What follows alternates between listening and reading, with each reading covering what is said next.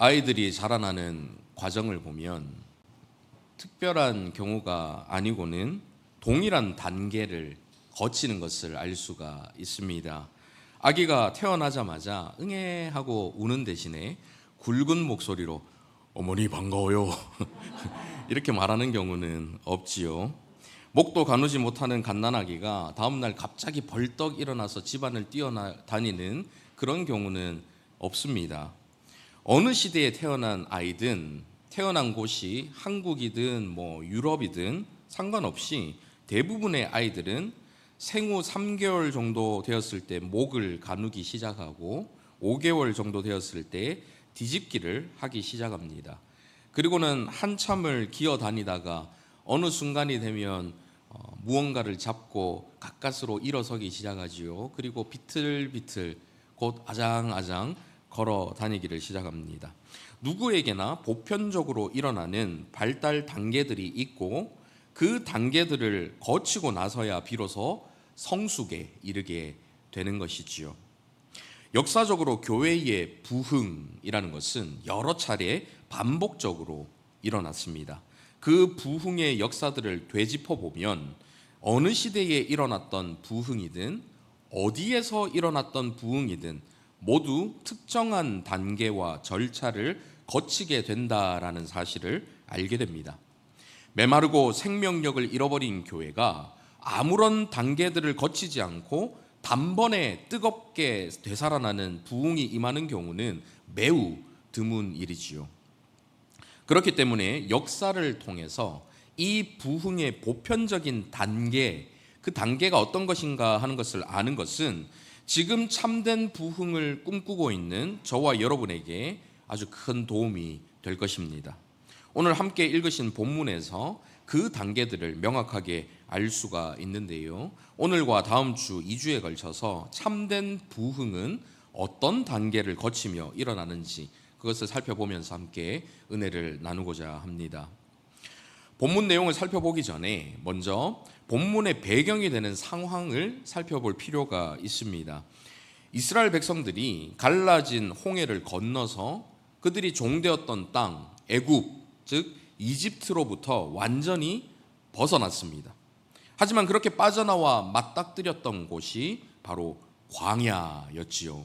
이 광야를 저도 가본 적이 있는데요. 정말 말 그대로 아무것도 없는 메마른 땅입니다. 앞을 봐도 옆을 봐도 나무 한 그루, 그늘 한 점 없는 메마른 땅이 바로 광야이지요. 뜨거운 뙤약볕이 얼마나 강한지요. 그 땅을 버스를 타고 달렸는데도 에어컨에서는 뜨거운 바람만 계속해서 나오고 한참을 가도 끝이 나오질 않으니까 얼마나 힘들었는지 모릅니다. 차를 타고 그 광야를 거쳐가도 그렇게 힘이 드는데 그런 광야를 어린 자녀들과 또 노약자들이 포함된 200만 명에 달하는 거대한 무리가 걸어서 그 광야를 지나가니 얼마나 힘들었겠습니까? 광야를 가보기 전에는 이스라엘 백성들이 10가지 재앙들을 눈앞에서 보고 홍해가 막 갈라지는 것을 경험한 사람들인데 어떻게 저렇게 한순간에 원망과 불평을 쏟아낼 수 있을까? 그들에 대해서 부정적인 시각으로 살펴보았었는데 직접 가서 겪어보니까 오히려 이 정도 원망과 불평만을 쏟아내는 것이 대단하다 할 정도로 충분히 그 상황들이 이해가 되기 시작했습니다. 이스라엘 백성들이 충분히 그 환경 속에서 불평할 수 있을 만큼 이 광야라는 곳은 굉장히 어려운 환경입니다. 한국 사람들이 거기 있었어도 아마 여기저기 현수막 걸고 우리가 이집트를 지금 돌아가나 마나 백분 토론하고 막 난리가 났을 거예요. 그렇게 누구나 그 상황이 되었으면 아마 그 상황 속에서 원망과 불평이 자연스럽게 나올 정도로 이 광야는 굉장히 어려운 환경입니다. 이집트를 나오면서 반짝 부흥이 임하는가 싶더니 영적으로나 육적으로나 더 큰 침체에 빠져들게 되었지요. 그렇게 침체기를 거치면서 그들은 최악의 상황까지 떨어지게 되었습니다. 오늘 본문 읽으신 본문 바로 앞부분인 32장을 보시면 모세가 하나님의 부르심에 따라서 시내산에 올라가 하나님께서 주시는 규례들, 모든 규례들을 받고 또 하나님께서 친히 주시는 10가지 계명, 하나님께서 친히 또한 돌판에 새겨주신 그 계명들을, 두 돌판에 새겨진 그 계명들을 받고 있을 때였습니다. 모세는 산에 올라가 하나님을 뵙고 하나님을 대면하고 있는데, 산 아래에서는 모세가 40일이 넘도록 내려오질 않으니까 이 사람들이 불안해지기 시작했습니다. 그래서 32장 1절 한번 보십시오. 백성이 모세가 산에서 내려옴이 더딤을 보고 모여 백성이 아론에게 이르러 말하되, 일어나라, 우리를 위하여 우리를 인도할 신을 만들라. 이 모세 곧 우리를 애굽 땅에서 인도하여 낸 사람은 어찌 되었는지 알지 못함이니라. 모세를 대신해서 백성들을 이끌고 있던 아론에게 백성들이 찾아가서 말하기 시작합니다. 모세가 도대체 어디 있는 거야? 우리를 이 광야로 끌고 오더니 혼자 어디 도망간 거 아니야? 아니, 산에서 죽은 거 아니야? 어이 아론, 모세를 계속 기다리고만 있을 수 없고 우리를 인도하다던 여호와 하나님도 더 이상 믿을 수 없으니 우리를 위하여 우리를 인도할 신을 만들어 주시오. 백성들이 참지 못하고 아론에게 요구하고 있는 것은 우리를 위하여, 지극히 이기적인 목적으로 눈에 보이는 신을 만들어 달라 하는 것입니다. 내가 필요할 때 내 앞에 있는 신, 내가 필요한 것을 나에게 가져다 주는 신, 기다리고 인내하고 이것은 하고 저것은 하지 말고 간섭하고 귀찮게 하는 신 말고, 그런 신 말고 내가 가라 하면 가고 오라 하면 오고 말 잘 듣는 신을 우리를 위하여 만들어 달라 하는 것이에요.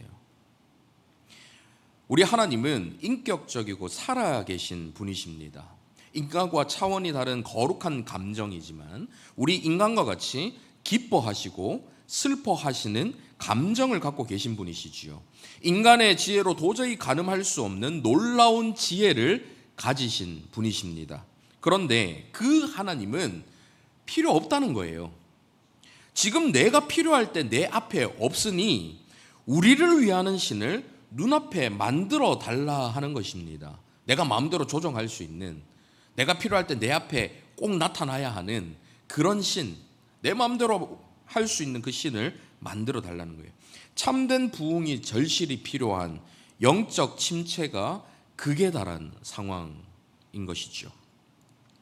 저와 여러분의 상황은 어떻습니까? 오늘날 기도하면서 하나님 도대체 왜 기도는 안 들어주시나요? 지금 들어달라니까요. 지금. 아니 그거 말고 저거 달라고요. 진짜 말길 못 알아들으시네. 왜 제가 원하는 대로 응답해 주지 않으시는 것입니까? 저와 여러분 안에 이렇게 하나님을 내가 원하는 대로 움직이고 싶어 하는 마음이 있다면 우리를 위하여 우리를 인도할 신을 만들라, 이렇게 이야기하는 이스라엘이 바로 저와 여러분인 것입니다.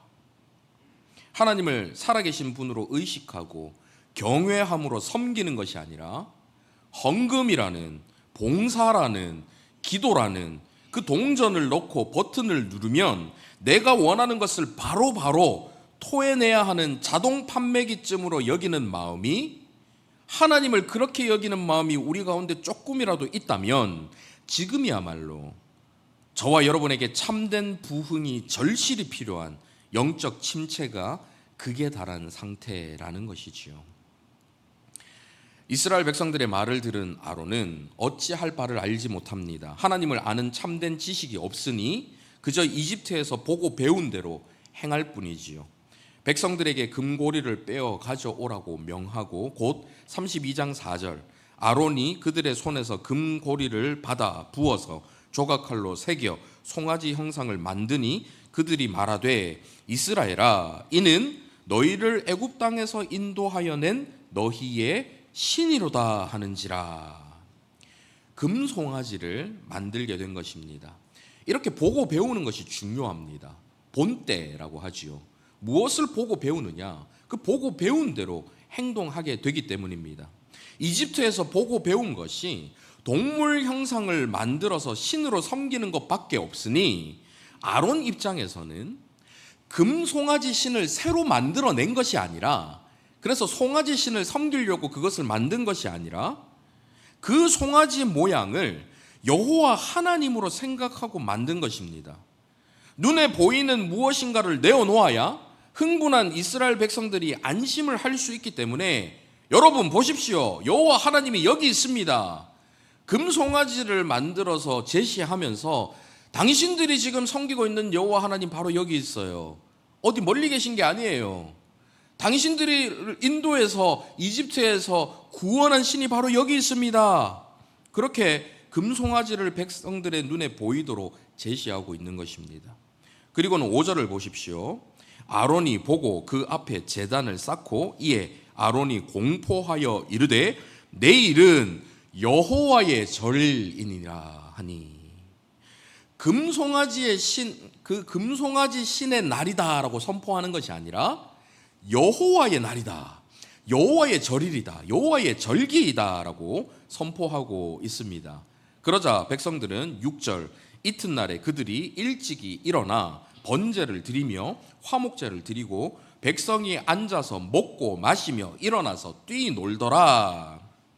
백성이 먹고 마시며 일어나서 뛰놀더라 하는 것은 그 앞에서 흥청망청 마시고 취하며 난잡하고 음란한 성적인 행위를 하면서 우상을 섬기는 이집트의 그 전형적인 우상 숭배 의식을 금송아지 앞에서 여호와 하나님께 드리는 예배라고 하면서 행하고 있었던 거예요. 그런데 이런 행위를 하면서 뭐라고 말한다고요? 여호와의 절일이니라.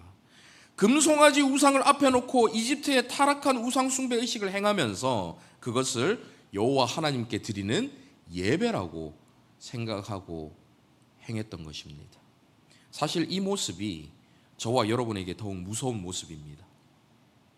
이스라엘 백성들이 여호와 하나님을 버리고 아예 완전히 다른 송아지 신을 만들어 섬겼으면 이제 여호와 하나님은 없고 이 송아지 신이 우리의 신이다 하면서 그렇게 섬겼으면 우리에게 충격이 덜할지 모릅니다. 하나님을 떠난 잘못을 저질렀으니 저와 여러분과는 전혀 상관이 없어 보이기 때문입니다. 하지만 그들은 그렇게 자기들이 원하는 방식대로 행하면서 그것을 여호와 하나님께 드리는 예배라고 생각을 했습니다. 예배는 예배를 받으시는 하나님의 뜻에 맞춰서 드려야 합니다. 하나님의 뜻을 따르지 않고 자기들이 원하는 방식대로 자기들을 위해서 드리는 의식은 예배가 아니라 우상숭배이지요. 오늘날 저와 여러분의 예배도 마찬가지입니다. 여러분, 이 예배의 자리에 나오신 목적이 무엇입니까? 내 마음의 감동을 위해서, 내가 은혜 받는 것을 위해서, 그것이 1차적인 목적으로 나오셨다면 예배 순서마다 그 순서에 담겨 있는 의미들을 되새기지 않고 그저 형식적으로 시간만 흘려보내며 내가 복받기 위한 구색을 갖추기 위해 이 자리에 계신다면 우리의 예배는 진정한 예배가 아니라 자기를 위하여 부어 만든 금송아지 앞에서 일어나 뛰노는 행위밖에 되지 않는 것입니다. 하나님 보시기에 가증한 우상숭배 행위를 해놓고는 오늘도 예배 잘 드렸다, 하나님께서 나한테 복 주시겠지 착각을 하며 돌아가는 것이죠. 삶의 모든 분주한 것들을 멈추고 내가 하고 싶고 내가 가고 싶은 모든 것들을 다 포기하고 여러분 이 자리에 나오셨을 텐데요. 다른 재밌는 곳에서 즐거움을 주는 많은 것들이 넘쳐나는데 왜 굳이 교회로 나오셔서 이렇게 앉아 계십니까? 이렇게 교회에 나와서 앉아 계시는 것 믿음 없이는 하기 힘든 쉽지 않은 선택 아닙니까? 그럼에도 변함없이 이 자리에 나와 앉아 계신 이유가 무엇입니까? 나를 예배자로 택해 주시고 나를 이 자리 가운데로 불러주신 하나님의 그 부르심의 은혜를 생각하며 그 하나님을 만나기 위해서, 그 하나님을 찬양하고 높여드리기 위해서 여러분 이곳에 나오신 것 아닙니까? 그러니 이왕 나오신 거 정말 하나님께서 기쁘게 받으시는 온전한 예배, 참된 예배를 올려드리기 위해 애쓰는 것이 중요하겠지요. 우리의 예배가 금송아지 앞에서 뛰노는 우상숭배 행위가 되지 않도록 하기 위해서 최선을 다하는 것이 중요할 것입니다.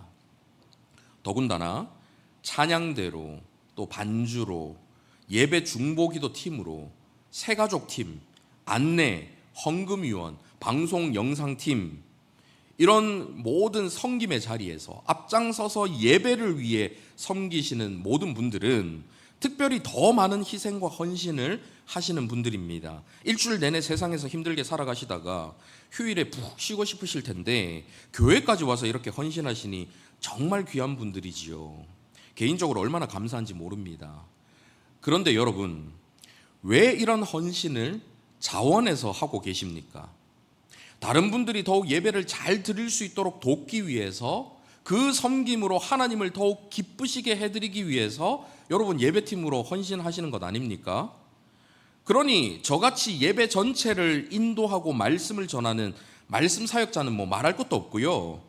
예배를 섬기시는 모든 교역자들과 예배팀 여러분에게는 더 높은 기준이 요구될 수밖에 없습니다. 사실 분리수거가 좀 잘 안 되고 식당 반찬이 좀 짜거나 싱겁거나 하는 것은 괜찮습니다.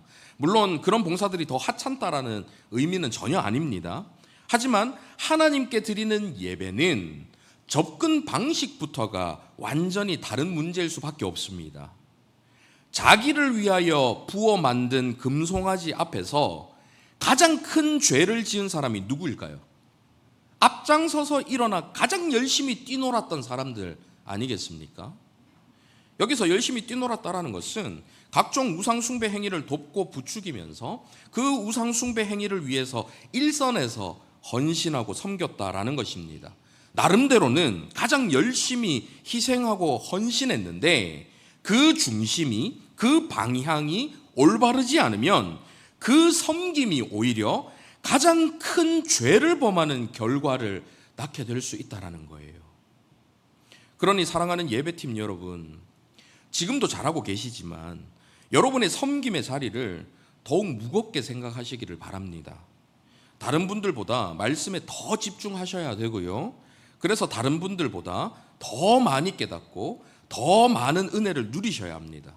그러기 위해서는 다른 분들보다 더 많이 기도하셔야 하겠지요.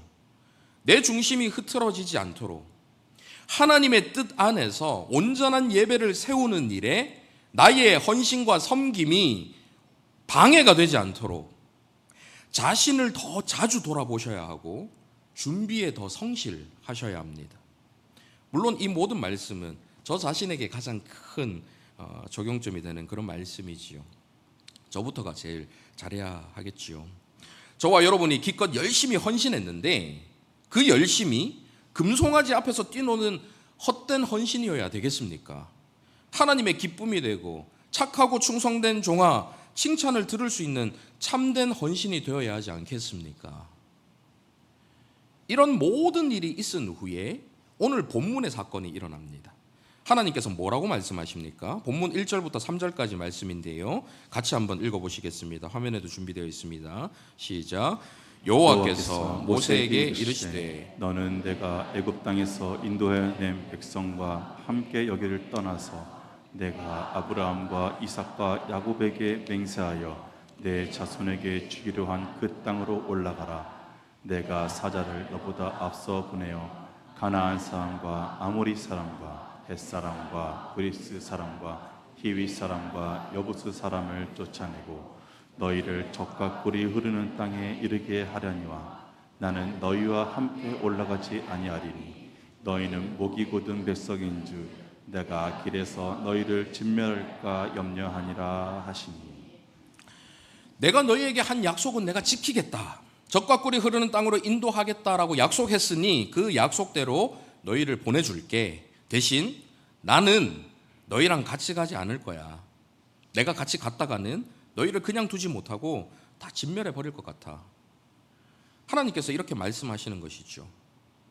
저와 여러분에게는 이제부터가 더 중요합니다. 이런 하나님의 말씀에 백성들이 어떻게 반응하고 있습니까? 본문 4절입니다. 같이 읽어보실까요? 시작. 백성이 이 준엄한 말씀을 듣고 슬퍼하여 한 사람도 자기의 몸을 단장하지 아니하니. 이것이 바로 모든 부흥의 역사 가운데 보편적으로 일어나는 첫 번째 단계입니다. 바로 현 상황을 직시하는 것이죠. 지금 이게 무슨 일인지, 내가 지금 어디에 서서 어떤 상황에 놓여 있는지 멈춰서서 생각하는 것입니다. 그래서 현재 처해 있는 이 상황에 대해서 진지하고 무겁게 받아들이는 거예요. 하나님께서 분명 약속의 땅으로 보내주신다라고 합니다. 좋은 일이지요. 사자들을 먼저 앞서서 보내서 그 땅의 모든 적들을 물리쳐 주시겠다라고 말씀하십니다. 아주 좋은 일이지요. 백성들은 이득을 얻게 되었습니다. 그토록 바라던 바를 이루게 되었습니다. 그런데 대신 하나님께서 그런 그들과 함께 가지 않으시겠다라고 말씀하십니다. 여기서 상황의 심각성을 백성들이 인식한 것이지요. 지금 얼마나 심각한 상황인가? 이 상황에서 백성들이 만약에 아싸, 귀찮고 성가신 하나님 같이 안 가시면 더 좋지 뭐. 어차피 내가 원하는 것을 다 얻었으니 더 이상 하나님 필요 없어. 만약에 백성들이 이렇게 생각했다면 그들에게 결코 부흥이란 일어날 수 없습니다. 하지만 이스라엘 백성들은 아무리 적과 꿀이 흐르는 땅에 들어간다 하더라도, 아무리 풍요를 누리고 자신들이 원하는 바를 다 이룰 수 있다고 하더라도 자신들을 보호하시고 지키시고 그토록 자신들을 사랑해 주신 사랑하는 하나님께서 함께 하시지 않으면 아무 소용이 없다라는 것을 잘 알았습니다. 하나님 계시지 않는 가나안 땅이 무슨 소용이 있겠습니까? 하나님 계시지 않는 풍요로움이 얼마나 오래 가겠습니까? 마치 가족을 위해서 열심히 돈을 벌고 가족을 위해서 열심히 집을 짓고 온갖 화려한 가구들로 그 집을 다 꾸며놨는데, 그렇게 열심히 이것을 준비하느라 정작 가족들은 돌보지 않은 거예요. 가족을 위해 일한다고 하면서 맨날 화만 내다가 관계는 다 깨어져서 가족들이 다 떠나가 버린 것입니다. 돈은 벌었는데, 집은 크게 지어놨는데, 가족과 함께 살기 위해 지은 그 큰 집에 아무도 남지 않고 자기 혼자만 들어가 있다라고 생각해 보십시오. 이 얼마나 허망한 일입니까? 그러니 백성이 하나님의 그 말씀을 준엄하게 여기고 슬퍼한 것입니다. 본질이 무엇인지를 아는 거예요. 그들에게 있어서 지금 가나안 땅이 중요한 게 아니라는 걸 깨달은 것입니다. 하나님 함께 하시지 않으면은 그 가나안 땅에 들어가는 게 무슨 소용이 있고 무슨 의미가 있는 것인가? 우리가 하나님과 하나님의 말씀에 순종하며 사랑의 교제를 나누기 위해서 가나안 땅에 가는 것인데, 우리에게 자유가 필요한 것인데, 그 하나님을 섬기는 일을 잘하기 위해서 지금 이 땅에 가려고 하는 것인데, 그 땅에 들어갔는데 정작 하나님께서 함께 안 가시면 그게 무슨 소용이 있는 것인가? 이스라엘 백성들이 깨달은 거예요. 지금 자신들이 처한 상황에 대해서 올바로 깨닫고 지금이야말로 이 상황을 되돌려야 할 가장 급박한 때라는 것을 직감한 것입니다. 제가 앞서 본문의 배경을 설명하면서 이스라엘 백성들에 비추어 오늘 저와 여러분의 모습을 돌아보는 일에 긴 시간을 할애한 이유가 바로 여기에 있습니다. 자신에게 필요가 있음을 깨닫지 못하는 사람은 부흥을 위해 참으로 기도하게 될 가능성이 없기 때문입니다. 사랑하는 성도 여러분, 저와 여러분이 참된 부흥을 위해 밟아야 할 첫 번째 단계는 바로 이 같은 현실을 깨닫는 것입니다. 지금 저와 여러분의 상태가 어떤 상태인지, 얼마나 메말라 있고 얼마나 죽어가고 있는지를 멈춰서서 생각하고 돌아보고 깨닫는 것에서부터, 그렇게 부흥의 필요에 대해서 깊이 인식하는 것에서부터 부흥이 시작되는 거예요. 지금 잠깐 멈춰서서 저와 여러분의 삶 속에서 하나님이 어디에 계신지를 생각해 보십시오. 너무 멀리 와 계시지는 않습니까?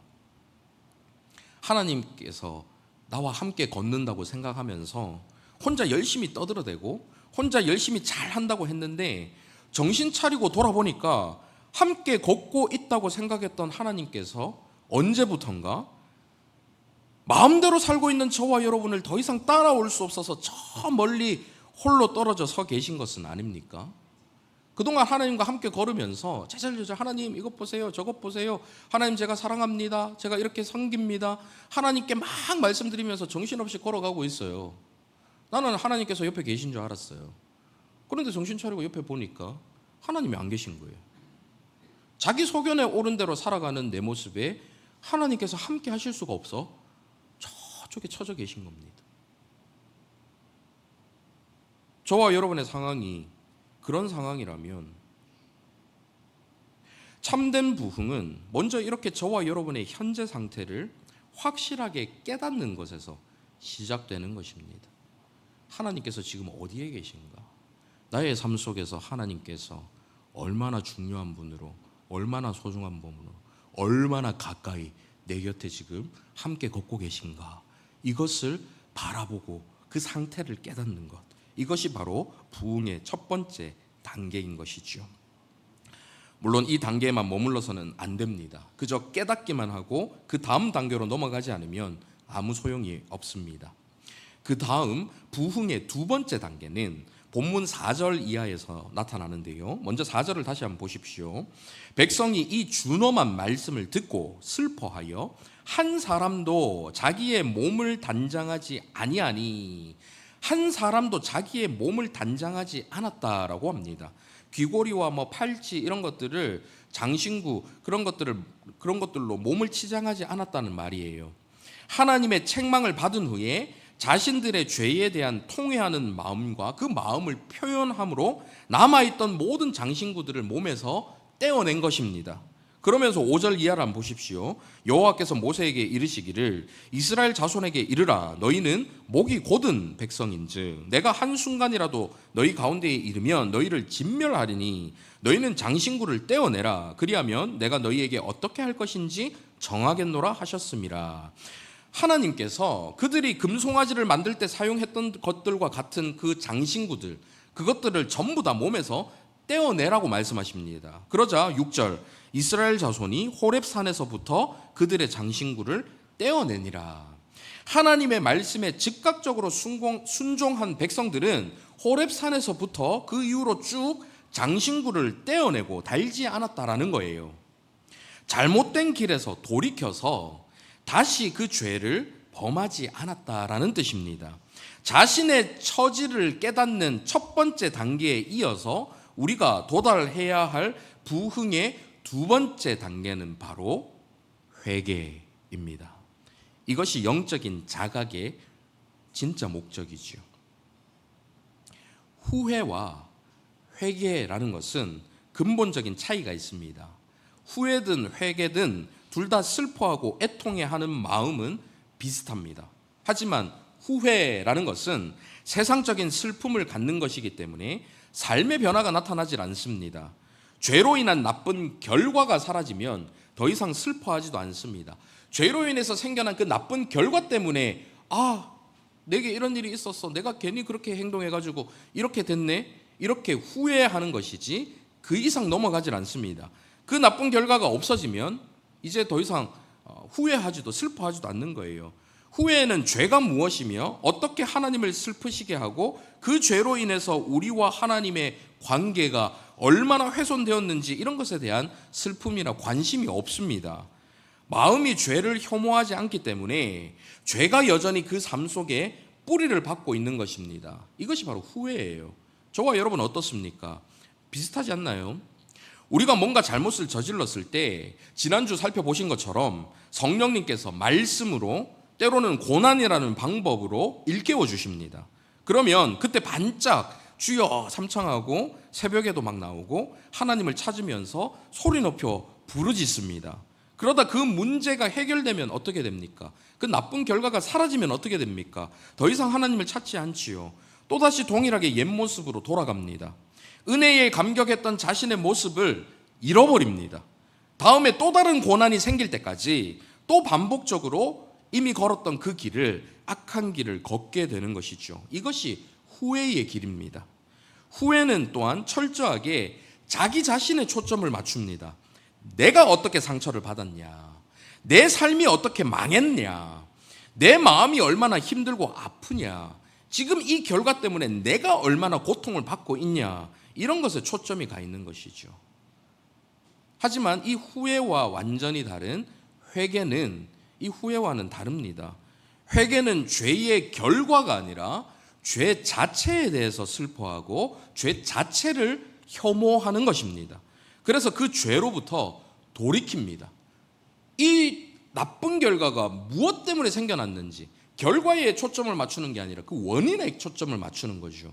아, 이런 죄 때문에 이런 일이 생겼구나 하는 그 죄 자체에 집중하는 것입니다. 그래서 그 죄로부터 돌이킬 수 있는 거죠. 죄의 원인인 장신구를 모두 다 제거하고 다시 찾지 않습니다. 이것이 바로 회개입니다. 잘못된 그 길에서 멈추는 것은 후회와 회개가 똑같습니다. 아, 지금 잘못됐구나. 나쁜 결과가 지금 내 앞에 있구나. 괴롭구나 하면서 멈춰서는 것은 둘 다 똑같습니다. 그런데 후회는 멈춰서고 그냥 그것에 슬퍼하는 반면 회개는 멈춰섰으면 이제 다시 돌이켜서 돌아서서 올바른 길로 적극적으로 나가는 것이 바로 회개입니다. 그래서 멈춰선 그 자리에서 아, 이 길로 끝에 가면 잘못된 길이 나오니까 내가 원래 가야 하는 올바른 길로 다시 돌아서 가는 거예요. 이것이 바로 회개인 것입니다.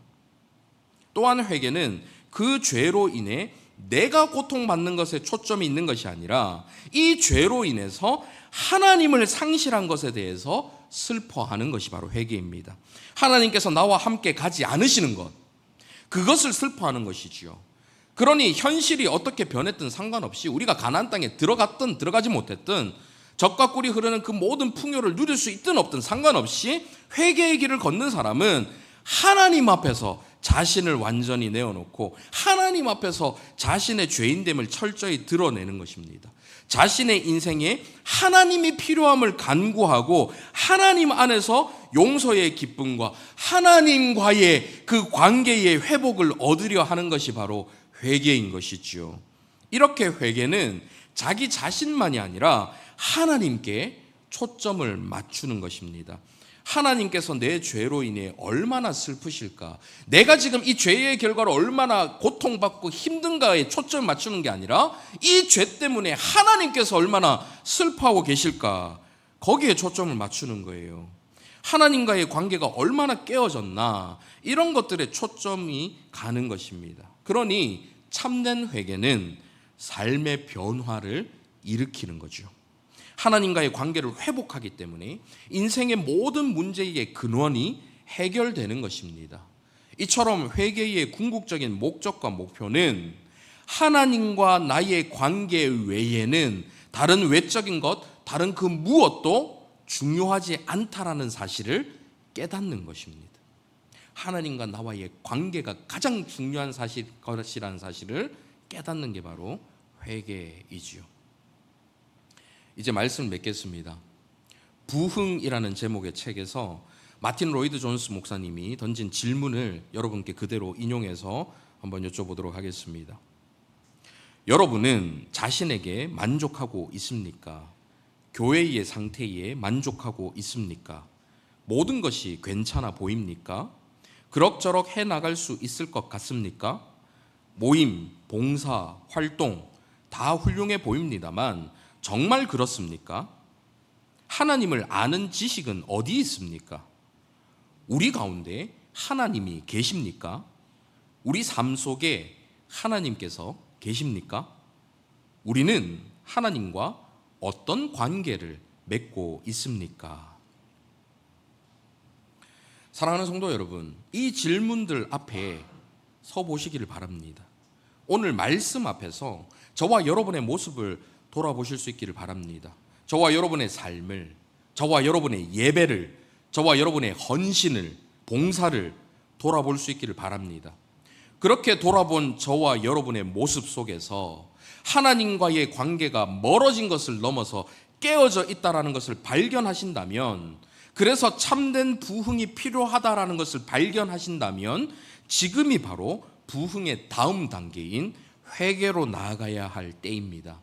하나님께서 저와 여러분에게 정결한 마음을 주시기를, 정직한 영을 새롭게 해 주시기를 간절히 구해야 할 때입니다. 그럴 때에 긍휼과 자비의 하나님께서 저와 여러분에게 구원의 기쁨을 다시 회복시키시고 어떤 상황 속에서도 변하지 않는 마음을 허락해 주실 줄 믿습니다. 이번 한 주도 말씀 앞에서 자신을 돌아보고 참된 회개를 통해 하나님과의 관계를 회복해 나가는 저와 여러분 다 되시기를 간절히 바랍니다. 말씀을 생각하시면서 함께 찬양했으면 좋겠는데요. 정결한 마음 주시옵소서 함께 고백하시겠습니다.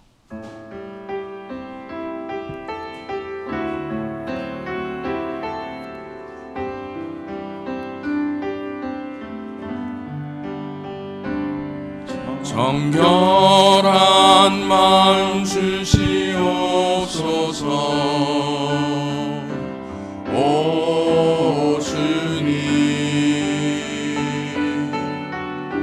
정직한 영을 새롭게 하소서. 정결한 마음 주시옵소서. 정결한 마음 주시옵소서. 오 주님, 정직한 영을 새롭게 하소서. 나를 주님 앞에서, 나를 주님 앞에서 멀리 하지 마시고 주의 성령을 거두지 마옵소서.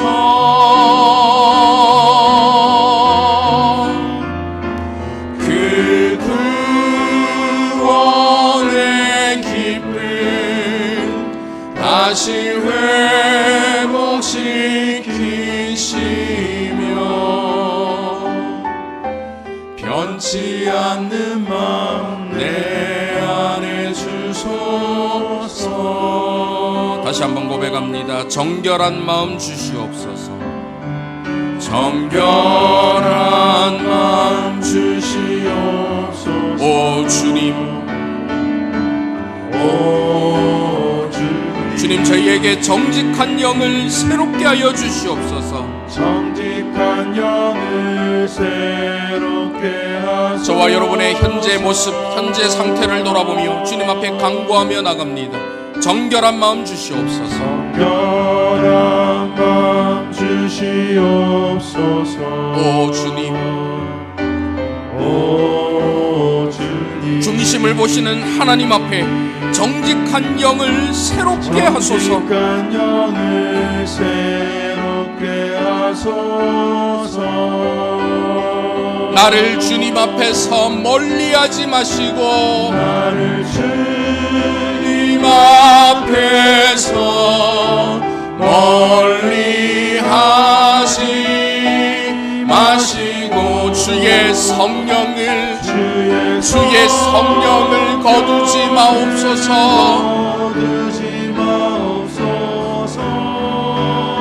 그 구원의 기쁨, 그 첫사랑의 기쁨, 그 구원의 기쁨을 부흥 다시 회복시키시며 변치 않는 마음 내 안에 주소서. 변치 않는 마음 내 안에 주소서. 나를 주님 앞에서 멀리하지 마시고 나를 주님 앞에서 멀리하지 마시고 주의 성령을 거두지 마옵소서. 주님께서 허락하신 그 구원의 기쁨이 우리의 삶 가운데, 우리의 심령 가운데 부흥되게 다시 회복시키시며 변치 않는 마음 내 안에 주소서.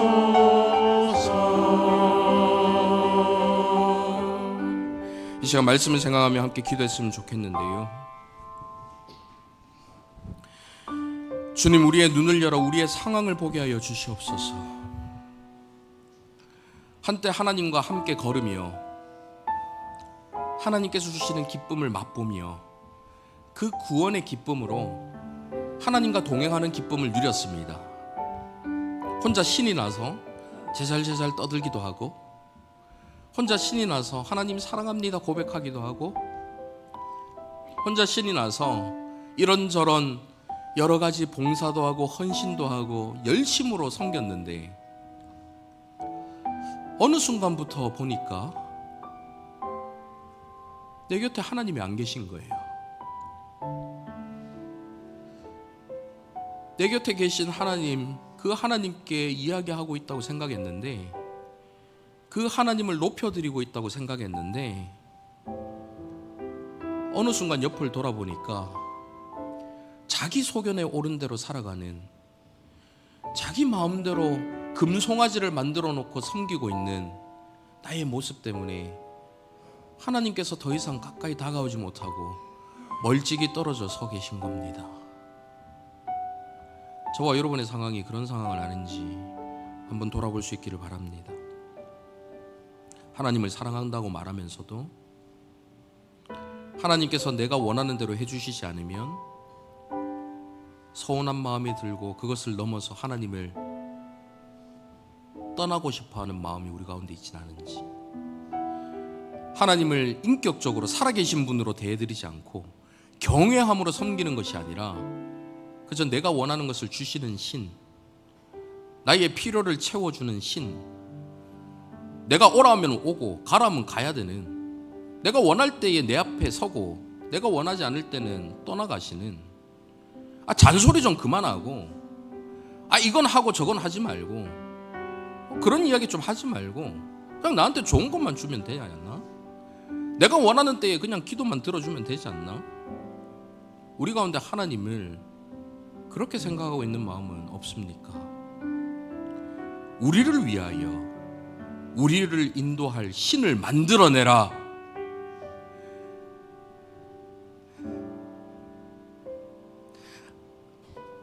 하나님께서는 내가 바라는 건 너와 사랑의 교제를 나누는 거야. 내가 좋은 것을 주는 이유는 그냥 너를 사랑해서지, 이걸 이용해서 그냥 나를 이용하라고 주는 게 아니야.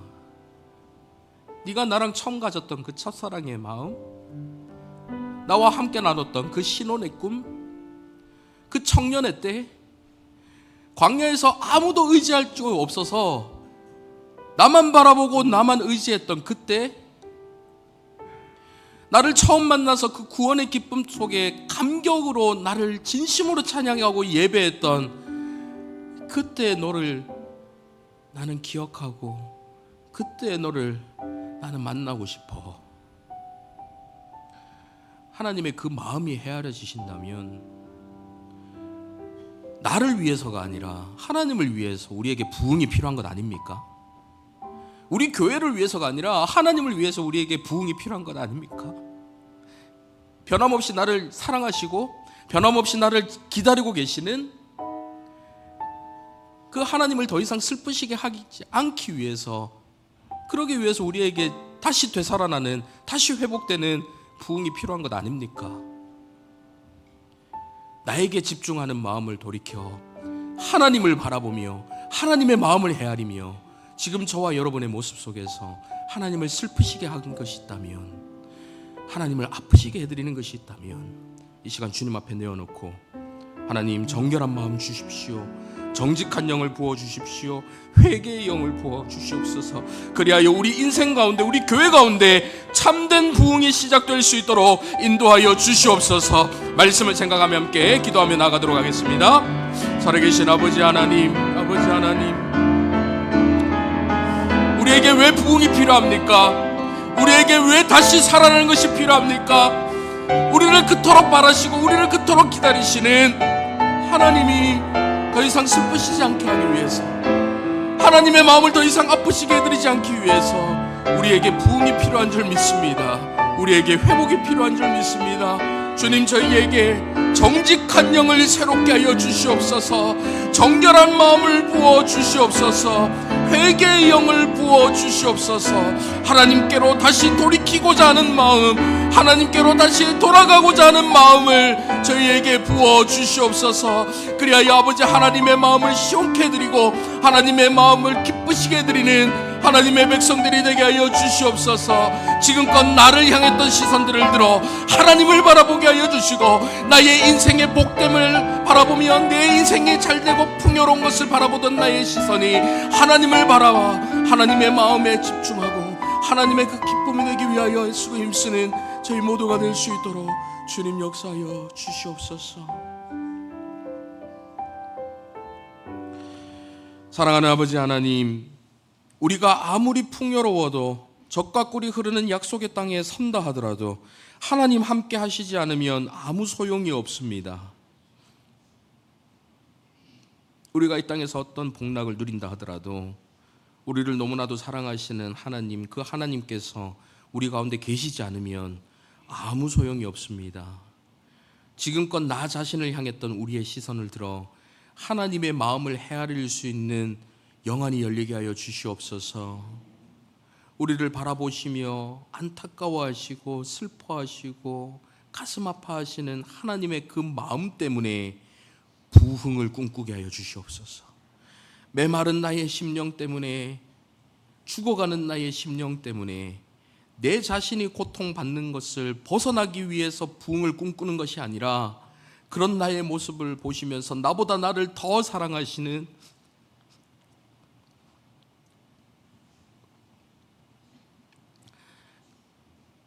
그래서 나보다 나의 부흥을 더 꿈꾸시는,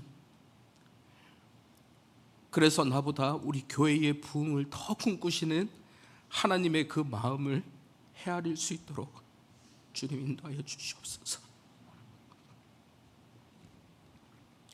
우리를 향하신 하나님의 마음을 담아서 그 하나님을 위해서 참된 부흥을 꿈꾸게 하시고 다시 되살아나고 회복되는 그 부흥을 저희들이 소망하고 갈망할 수 있도록 인도하여 주시옵소서.